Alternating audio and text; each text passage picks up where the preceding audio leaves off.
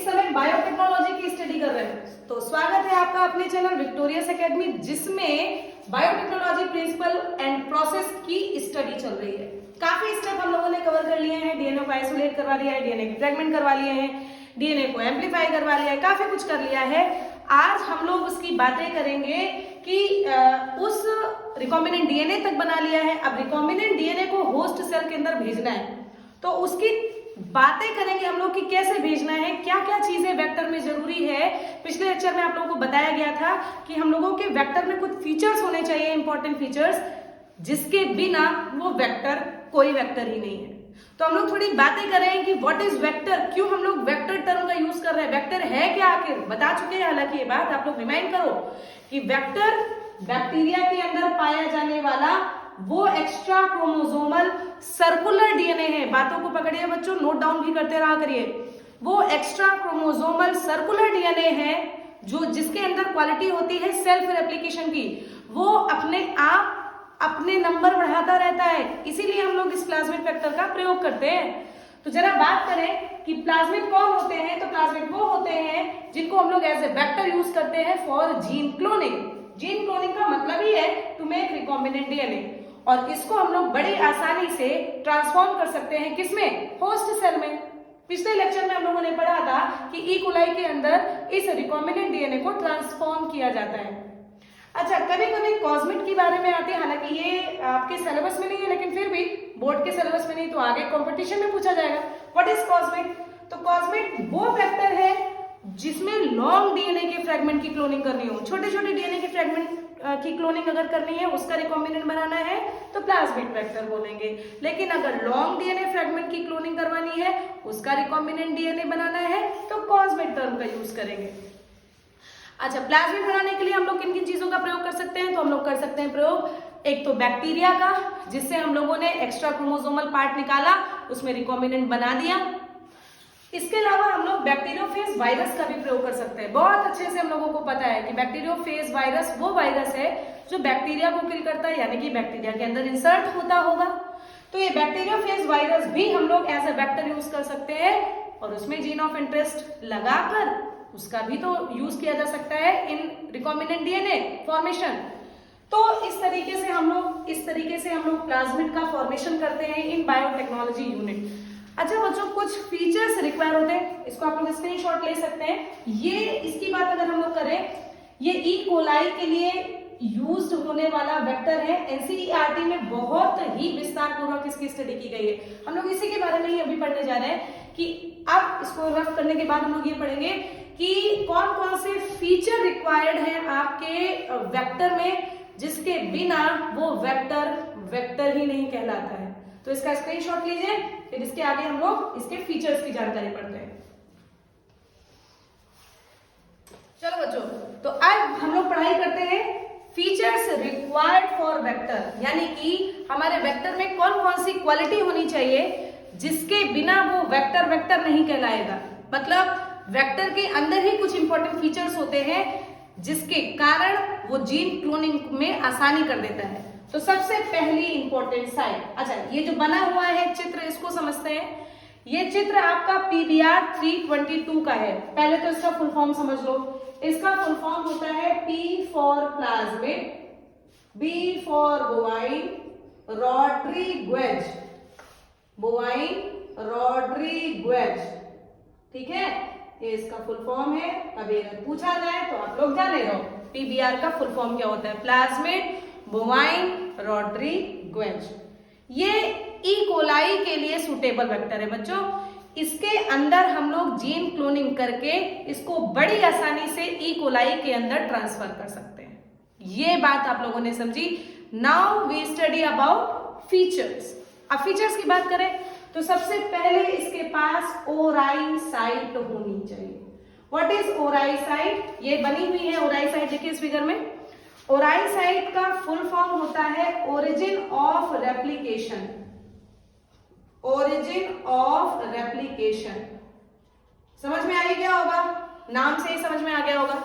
Origin of replication का मतलब वो पॉइंट जहां से रेप्लिकेशन की स्टार्ट, मतलब रेप्लिकेशन स्टार्ट होता है। किसी भी डीएनए में रेप्लिकेशन स्टार्ट होता है वो पॉइंट ओराई साइट कहलाता है। हाँ भाई, हम लोगों को मल्टीपल कॉपीज बनानी है, मतलब रेप्लिकेशन करवाना है, डीएनए से डीएनए बनना में इसका मतलब डीएनए की कॉपी बनना, डीएनए की कॉपी का मतलब उसके लिए उसके पास क्या होना चाहिए, राइट साइट होनी चाहिए। ये तो हो गया पहला पॉइंट। दूसरे नंबर पर इसके पास होने चाहिए क्लोनिंग साइट्स। क्लोनिंग साइट्स, अब अगर PBr322 की बात करें तो इसके पास जरा देखिए PBU2, PST1, PBU1, ठीक है।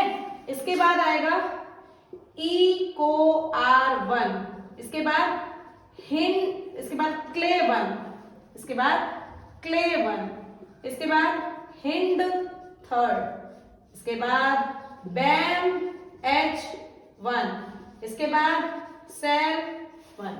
ये आपकी डिफरेंट क्लोनिंग साइट्स हो गई।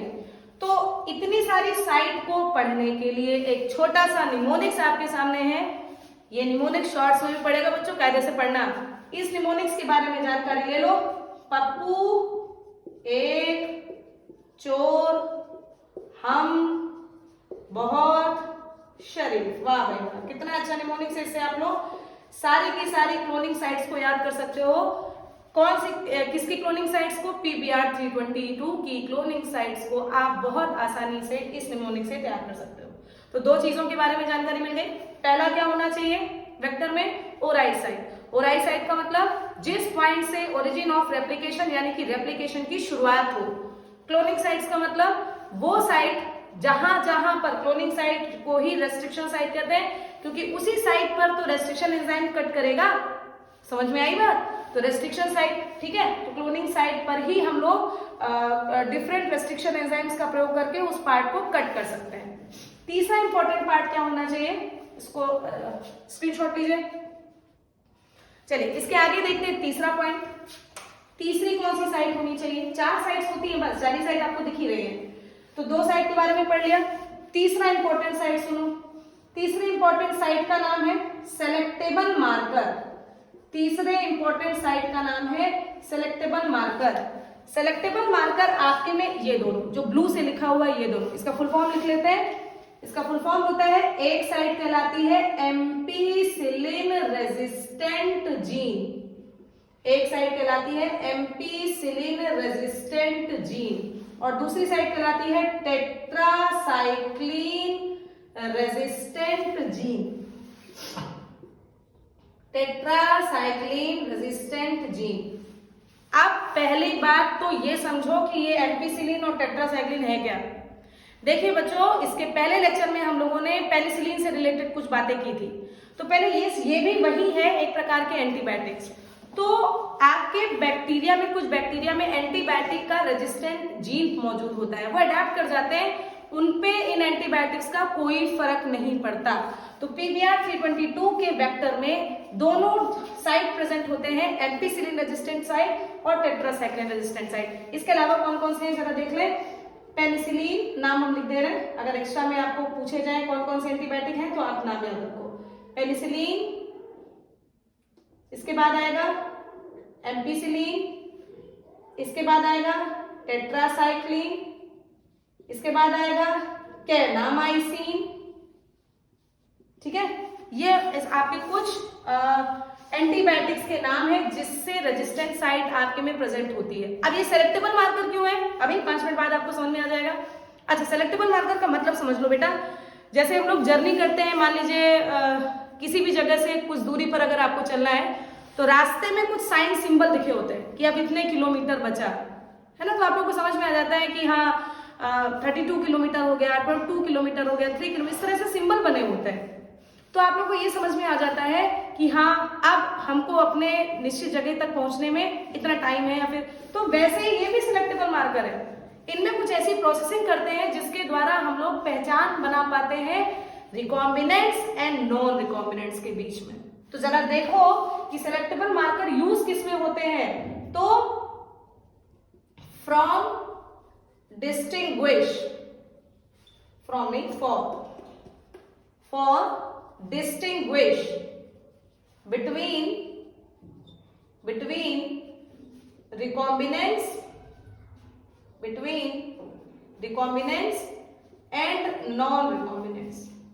इस प्रोसेस को या इस बात को अभी समझेंगे हम लोग बहुत विस्तार पूर्वक। उसके पहले एक बात समझ लो बच्चों, देखिए हम लोग जब रिकॉम्बिनेंट्स का फॉर्मेशन कर रहे होते हैं तो जरूरी थोड़ी ना है कि जितने भी डीएनए आपने लिए सबका सब रिकॉम्बिनेंट बन जाए।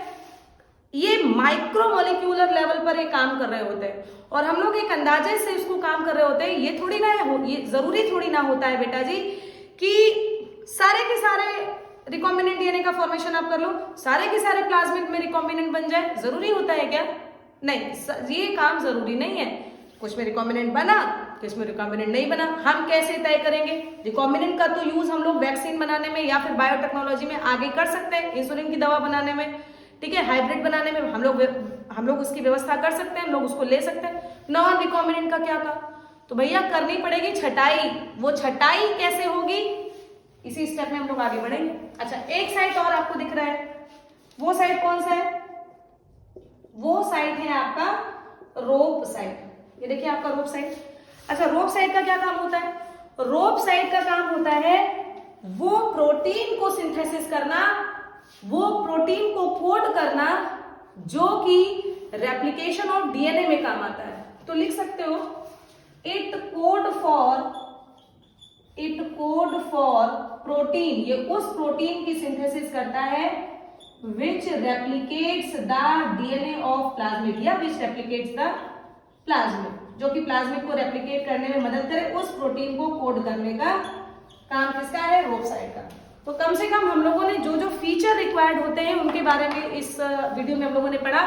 इसको जल्दी से रिवाइज करते हैं, फिर इसी के आगे एक और प्रोसेस है कि हम लोग कैसे पहचान करेंगे कि हमने जो प्रोसेसिंग करवाई है उसमें रिकॉम्बिनेंट 100% बन गया कि नहीं बना। ठीक है, इसके लिए अभी बस नेक्स्ट लेक्चर में या फिर इसी लेक्चर में हम लोग आगे ऐड ऑन कर देंगे। इसको पहले जल्दी से रिवाइज करो कौन कौन से फीचर रिक्वायर्ड है बच्चों। तो सबसे पहला फीचर कौन होता है? ओराई साइट। ओराई साइट क्या है? ओरिजिन ऑफ रेप्लिकेशन साइट, यानी कि वो साइट जहां पर डीएनए रेप्लिकेट करता है।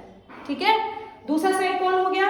याद करिए, क्लोनिंग साइट। निमोनिक्स भी आपको बता दिया गया है, पप्पू एक चोर हम बहुत शरीफ से आप लोग याद करोगे सारी की सारी साइट को। तीसरी साइट कौन हो गई? Selectable marker. वो साइट आपकी जिसमें हम लोग निर्धारित कर पाएंगे कि रिकॉम्बिनेंट्स का फॉर्मेशन हो गया या फिर नहीं हुआ। हम लोग अलग अलग करेंगे रिकॉम्बिनेंट्स और नॉन रिकॉम्बिनेंट्स को, क्योंकि हमको जरूरत किसकी है प्रोसेस में? रिकॉम्बिनेंट्स की जरूरत है।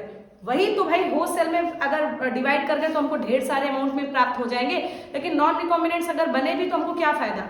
ठीक है, इसके अलावा एक रोप साइट, इसका कोई विशेष योगदान, मतलब योगदान तो है लेकिन आपके बोर्ड में इसका कोई विशेष योगदान नहीं है साइट का, लेकिन फिर भी स्टडी कर लीजिए।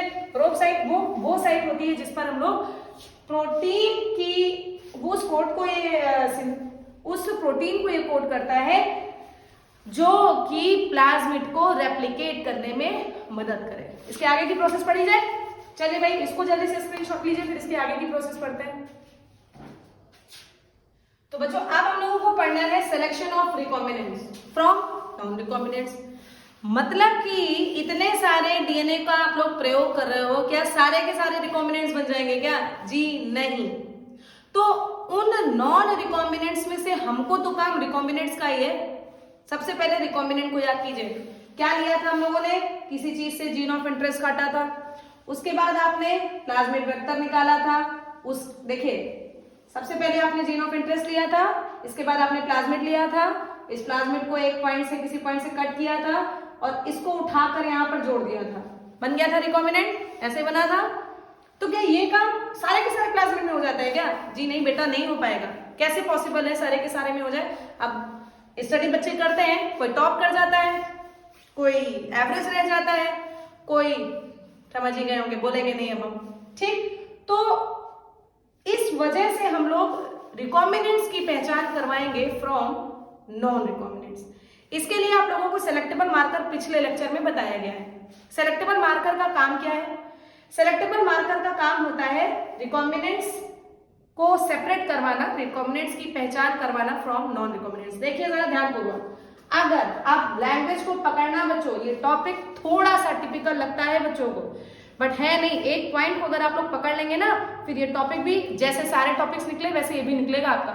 तो जरा उस पॉइंट को पॉइंट आउट मैं करूंगी, उसको ध्यानपूर्वक आप समझेंगे। देखिए जरा, देखिए अगर मान लीजिए फॉर एग्जांपल मैंने बैम H1 साइट को अपनी रेस्ट्रिक्शन साइट माना, ठीक है, इसको ध्यानपूर्वक समझ लो बच्चों, बहुत बहुत बहुत इंपॉर्टेंट टॉपिक है। मान लीजिए मैंने बैम H1 साइट को अपनी रेस्ट्रिक्शन साइट माना, तो रेस्ट्रिक्शन एंजाइम्स यहां से इसको कट कर देगा, जाहिर सी बात है कट कर देगा। यहां से अगर कट किया तो इसका टेट्रासाइक्लिन रेजिस्टेंट जीन का पार्ट भी तो कट होगा, पूरा ये पार्ट कट हो जाएगा कि नहीं हो जाएगा? तो टेट्रासाइक्लिन रेजिस्टेंट पार्ट कट हो जाएगा कि नहीं? समझ में आ रही है बातें? तो अगर रेस्ट्रिक्शन साइट ये वाले पार्ट की कट हुई, then tetracycline resistant site also removed. ये बात सबके समझ में आ गई कि नहीं? रिमूव हो गया, टेट्रासाइक्लिन रेजिस्टेंट साइट रिमूव हो गया, यानी कि इसके ऊपर मतलब इसके पास टेट्रासाइक्लिन का रेजिस्टेंस खत्म हो गया। ये रेजिस्टेंट था, इसके ऊपर किसी एंटीबायोटिक का कोई फर्क नहीं पड़ रहा था, स्पेशली टेट्रासाइक्लिन और एम्पिसिलिन के रेजिस्टेंट एम्पिसिलिन एंटीबायोटिक का कोई फर्क नहीं पड़ रहा था इसके ऊपर। लेकिन अगर ये साइट हट गई तब तो इसके ऊपर फर्क पड़ेगा भाई, रेजिस्टेंट साइट खत्म हो गई तब तो इसके ऊपर फर्क पड़ेगा। यही याद रखना है बच्चों, बार बार इसीलिए इसको दोहरा रहे हैं, इसको ध्यानपूर्वक रिमाइंड करो, बार बार सोचो मैं क्या बोल रही हूँ। इसके पास टेट्रासाइक्लिन का रेजिस्टेंस था, रेजिस्टेंस का मतलब होता है किसी चीज का विरोध करना, तो अभी ये टेट्रासाइक्लिन एंटीबायोटिक का विरोध कर रही है, उसको कोई फर्क नहीं पड़ रहा है। लेकिन इस साइट को हटाने से टेट्रासाइक्लिन रेजिस्टेंट साइट हट गया। अब टेट्रासाइक्लिन के रेजिस्टेंट साइट के हटने से, टेट्रासाइक्लिन रेजिस्टेंट साइट के हटने से अब इसके ऊपर टेट्रासाइक्लिन का प्रभाव पड़ेगा कि नहीं पड़ेगा? बिल्कुल पड़ेगा। तो इसको हम लोग कैसे खोजबीन करेंगे, कैसे जानेंगे कि ये हुआ? भाई हो तो गया, लेकिन हम कैसे जानेंगे कि हुआ? तो जरा देखेंगे भैया, देखिए जरा ध्यानपूर्वक। टेट्रासाइक्लिन का रेजिस्टेंस साइट से आपने हटा दिया, अब ये क्या बना दिया आपने? रिकॉम्बिनेंट डीएनए को बना दिया, ठीक। इसके बाद आपने एक मीडियम लिया, उस मीडियम में क्या भरा? एम्पिसिलिन नाम का एंटीबायोटिक भर दिया। एक दूसरा मीडियम लिया, दूसरे मीडियम में आपने क्या भर दिया? टेट्रासाइक्लिन एंटीबायोटिक भर दिया, क्योंकि हमको जान पहचान करवानी है ना कि रिकॉम्बिनेंट बना कि नहीं बना। भाई बनना जरूरी है यार, जरूरी थोड़ी ना कि हर बार जो साइंटिस्ट कर ही रहे हैं वो सफल ही हो जाए, तो इसी की जांच करना जरूरी है। तो देखो बेटा, वो रिकॉम्बिनेंट डीएनए जो कि एम्पिसिलिन रेजिस्टेंट साइट उसमें नहीं है, अगर वो रिकॉम्बिनेंट डीएनए मतलब देखिए, इसको ध्यानपूर्वक देखिए, ये रिकॉम्बिनेंट डीएनए को हम लोगों ने किसके अंदर डाला? इकोलाई के अंदर डाला। ये आपका इकोलाई का बैक्टीरिया है, इसके अंदर इसके खुद पहले तो वो वाला जो कि रिकॉम्बिनेंट बनाया, थोड़ा सा कलर चेंज कर देना ताकि आपको समझ में आए। देखिए एक ये रहा रिकॉम्बिनेंट वाला और ये इसके खुद का, ठीक है, ये समझ लो कि ये रिकॉम्बिनेंट है और ये उसका खुद का। ये ई कोलाई के बारे में जानकारी दे रहे हैं, बस समझते रहिए। ये ई कोलाई एक बार इसमें डालोगे, एक बार इसमें डालोगे, तो जरा समझो क्या होगा। इसमें एम्पिसिलिन का देखिए पहले, हाँ टेट्रासाइक्लिन कौन सा हटा है भाई? हाँ, टेट्रासाइक्लिन का रेजिस्टेंट साइट इसमें रिमूव हो गया। जरा आओ इसमें, अगर इसको टेट्रासाइक्लिन मीडियम में ग्रो कराया तो क्या होगा? ध्यानपूर्वक अपने आप आंसर देने की कोशिश करो। अगर इस प्लाज्मिड में टेट्रासाइक्लिन रेजिस्टेंट जीन रिमूव हो गया तो इसके ऊपर अब टेट्रासाइक्लिन एंटीबायोटिक का फर्क पड़ेगा, और यहां पर E coli does not grow, यहां पर ई कोलाई ग्रो नहीं करेगी। ये बात को ध्यानपूर्वक भाई समझो, क्योंकि ये बात समझनी जरूरी है। फिर से एक बार और क्या बोला गया कि उस साइट को हटाने से अगर टेट्रासाइक्लिन रेजिस्टेंट साइट हट गई तो टेट्रासाइक्लिन रेजिस्टेंट की साइट हट गई, यानी कि अब अगर टेट्रासाइक्लिन एंटीबायोटिक उसको दी जाएगी तो वो बैक्टीरिया मर जाएगा। तो इसीलिए उस टेट्रासाइक्लिन के मीडियम में ई कोलाई ग्रोथ नहीं करेगा, वो मर जाएगा यार।